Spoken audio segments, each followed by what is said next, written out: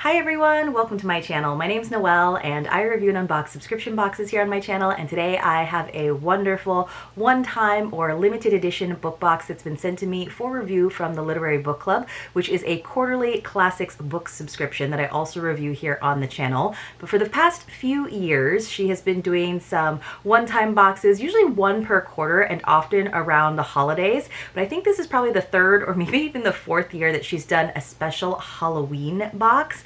And this one was fantastic. It was, of course, Turn of the Screw by Henry James, which is kind of a classic psychological thriller short story, kind of more along the lines of like Hill House or, you know, The House of Usher. So you're not quite sure who to trust, but it's really told in this spooky way. So it came in this special box. Now, all of the Literary Book Club boxes are kind of fashioned to look like classics, but I love this dark edition that she does for the Halloween box. It is a different price than the regular quarterly boxes as well, which is $74.99 plus shipping. By the way, if you're interested in getting on the wait list and then signing up for the quarterly subscription, I do have a link and a code for you that will save you $5, but that will not necessarily work on the one-time boxes. This one was a little bit pricier. I believe it was $99 plus then the usual shipping price, which is still, I think, $11.95, which is pretty reasonable for all of the contents of these boxes. One, the boxes themselves are beautiful. They make great gift boxes, especially the one-time boxes,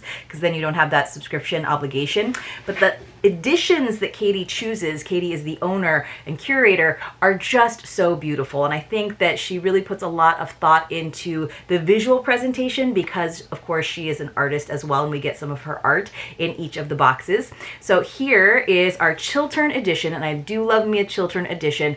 I just think they're so pretty with the gold and the sort of raised embossed covers. Then we have the gold edging on the pages. There's always these nice slick thick pages and then a ribbon bookmarker inside. So just really lovely, especially when it comes to classics, for adding to your own personal library. And they all just are the same height, so they look really lovely all together on your bookshelf. I'm really loving my Chiltern edition collection that I have acquired over the past few years with the Literary Book Club.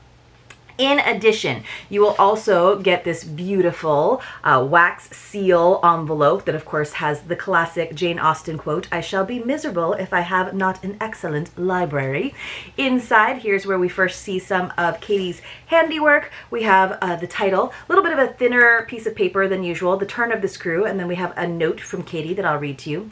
The Turn of the Screw tells the story of a young governess who is sent to Bly, a large country estate, to care for two children. She has strict instructions from their guardian never to write to him, never to ask about the history of the house, and never to abandon the children. It isn't long before the governess starts to see apparitions around the grounds. When she describes the sightings, they are identified by the housekeeper as the previous governess, Miss Jessel, and former valet, Peter Quint, who both died not long ago. As the children's behavior grows increasingly strange, the governess becomes convinced that these ghosts have returned to claim Miles and Flora, and vows to protect them. But are the phantoms real, or is it all in the governess's imagination? And then a little note. P.S. The list of items in your box is at the bottom of the box. The top side, this would be the top side, is spoiler-free, so you can make sure you got everything in your box. The other side has spoilers, so don't read it until you've opened all your gifts to keep the surprise alive. Love, Katie. So, of course, this is what it looks like at the very bottom of your box, and it just says, you know, that there's a swag bag, an art print, a while you read gift. That's one of the classic elements of a Literary Book Club box, as well as a open when the last page has been read, and then there are 3 gifts inside that go along with specific page numbers and passages that I will read for you. So I will prop up the side that has the contents, the spoilers, in front of me.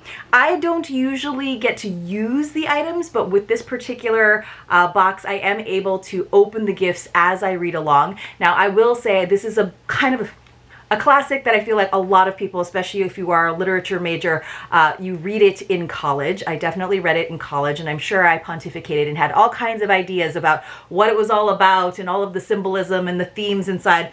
This time I just read it as a spooky story, which I thought was really fun. And I also, there is on Audible, there is an audiobook version, and Cate Blanchett is the reader, and she is so fantastic. So I highly suggest that if you're looking for a good spooky story. She does a great job with it. And sometimes with these older novels or short stories, it's kind of nice, or novellas, I guess, to have someone read it to you, because it's the language can be a little bit challenging. So this is the art print that was at the bottom with a quote. "Of course, I was under the spell, and the wonderful part is that even at the time, I perfectly knew I was." It's like a lucid dream almost. And I don't know if you can kind of see through that film, but there is sort of like a watermark of those beautiful flowers behind the text. So almost like an apparition of flowers inside. And then we have our swag bag, which has a beautiful sticker. And I think that she puts this all together really, really nicely. So in the swag bag, and these are all features of the regular quarterly boxes as well. And she has announced the upcoming quarterly titles. So if you're interested, check out her Instagram. So we have that same quote on a nice sticker, so it can be very bookish. We have a nice book plate that will go inside of the book so that you can, like I said, add to your library, but maybe share some books with those who want to read. And then here's a different quote for the nice big bookmark that we got to go along, even though there is a ribbon bookmarker for this one. "It was the first time, in a manner, that I had known space and air and freedom, all the music of the summer and all the mystery of nature." So this governess is kind of learning to explore while also like learning about these children and the mystery of this house, which I feel like that is I feel like she was almost romantically interested in the uncle that brings her to the house, and then she's told but never ever contact me again. Oh, by the way, the last governess, she died. Under mysterious circumstances. Oh yes, there's ghosts here, but you don't get to talk to anybody about it. Oh, and the kids are a little bit creepy. It's a great spooky, and it's kind of told. It's a story within a story as well, which I always think that's kind of fun. The framing devices. So we have our While You Read gift, and then as always we also have an open when the last page has been read gift. So that's kind of nice because those aren't necessarily associated with pages in the book. And usually the While You Read one, I'll just give you a little hint, is usually something to drink or eat, something to nosh on as you dive into your book. But I always like to do it before or after if I'm actually turning pages, because I want to keep my pages nice and pristine and not get any grease on them. If it's a drink, then absolutely. So we got a nice chocolate biscotti from Enjoy Biscotti Company.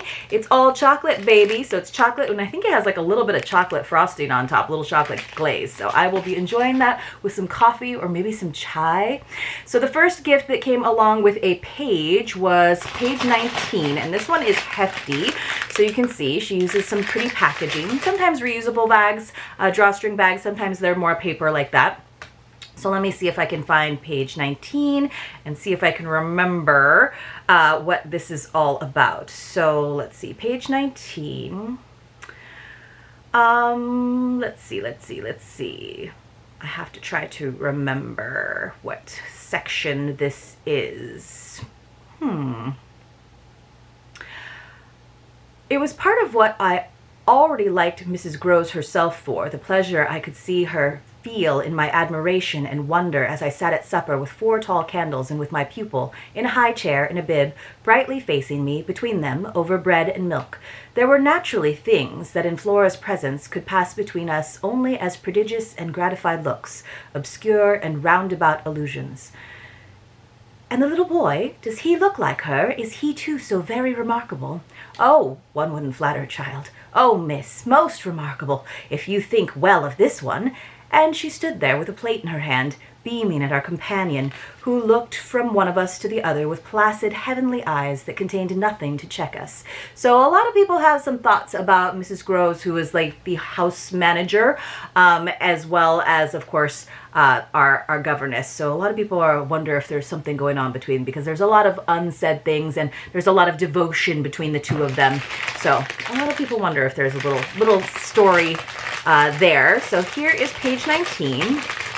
I hadn't actually opened this up because I didn't want to tear the packaging, but this is what we got, and it is a nice edible treat, a little DIY. I'm excited about this. It's from Dr. Pete's. It's a rosemary garlic boule. No knead yeast bread mix. So love that. Came in this nice little burlap bag. So if you're like, I'm still not going to bake bread, even if I don't have to knead it and let it rise and everything, this would make a great stocking stuffer or gift. But can you imagine having a rosemary garlic, like round loaf of bread baking in your oven while you're reading? It just sounds so good. So by the way, you guys, let's have a secret password. So when you come across a secret password in one of my videos, you want to enter it along with your contact information in the Google form that is linked for you in the description box below. Please don't put it into the comments, because then I have to delete your comment because it's not a secret anymore.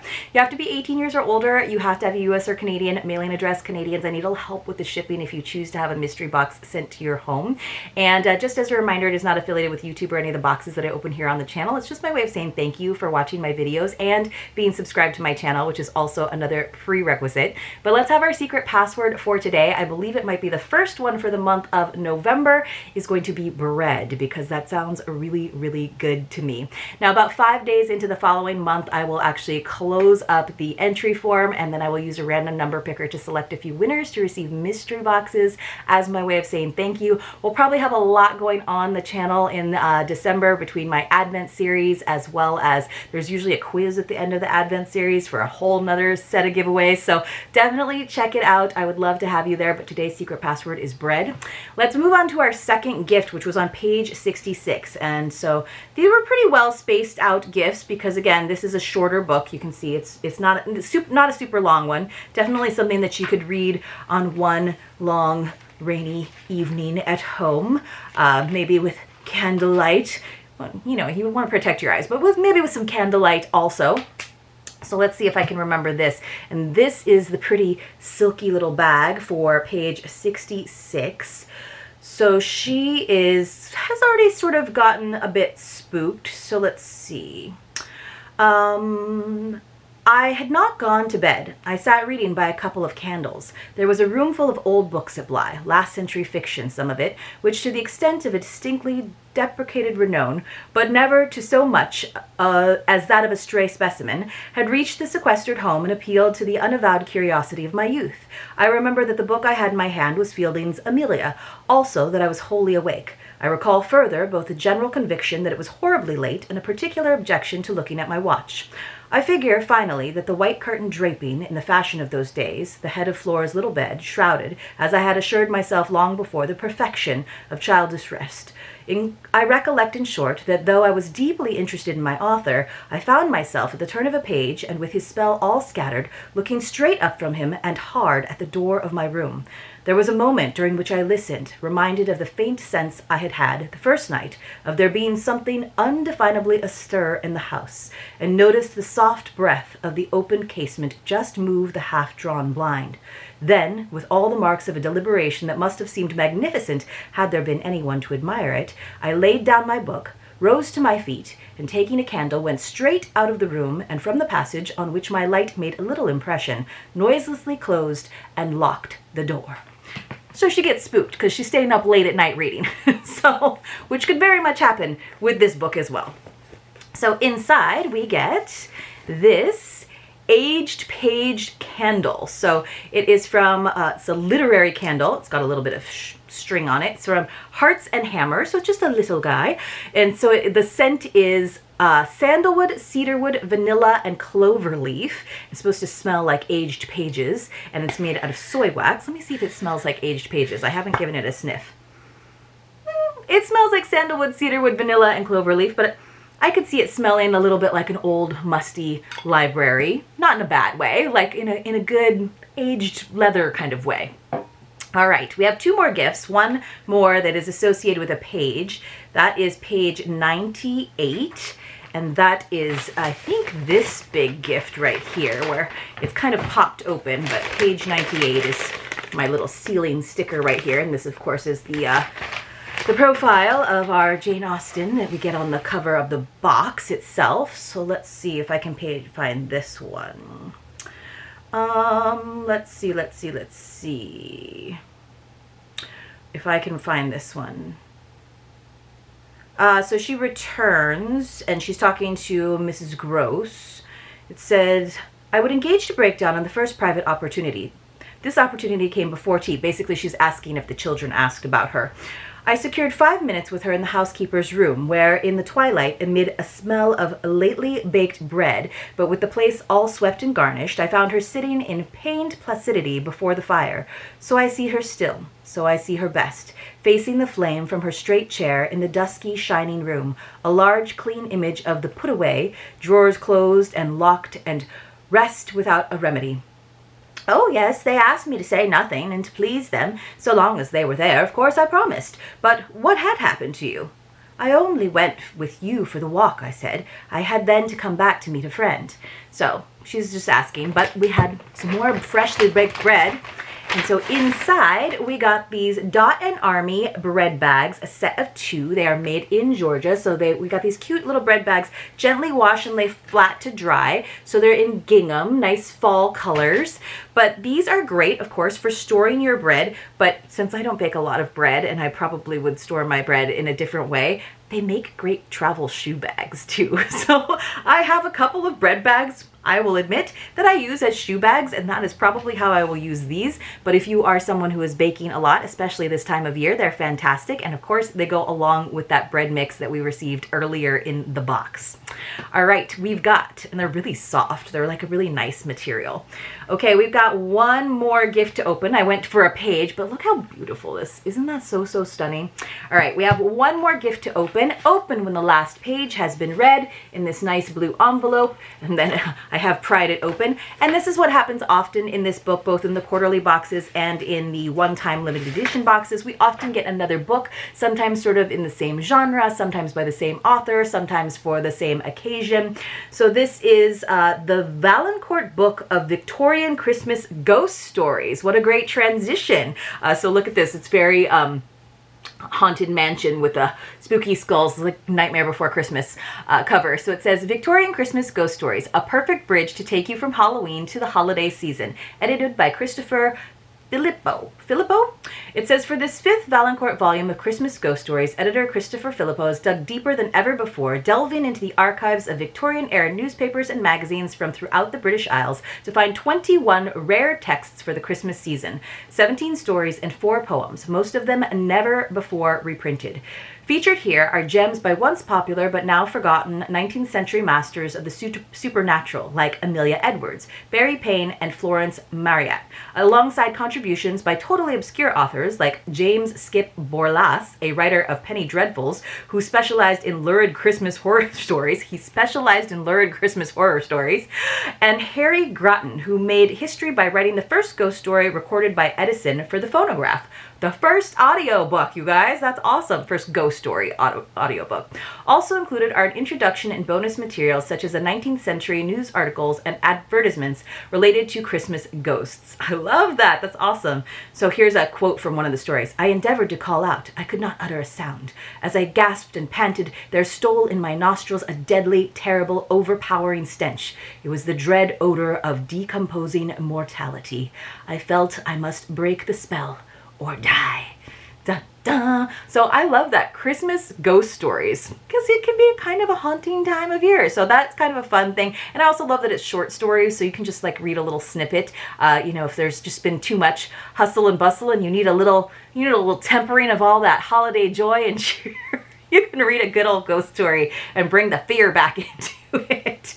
But this was a lovely box. I did really like the gifts. I mean, I always love getting a candle. I always love getting a bread mix that makes baking a little bit easier to get my home to smell lovely. By the way, if you got to this point in the video, thank you so much. Make sure you go back and get the secret password. And if you enjoyed this, I really would appreciate a thumbs up, maybe a comment, like I said. And definitely, if you are interested in the classics, this is the subscription that you want to get. She does a great job with every quarter. And then you also kind of get first dibs at the limited edition boxes when they become available if you are a subscriber. Thank you so much. I will see you all very soon in my next unboxing.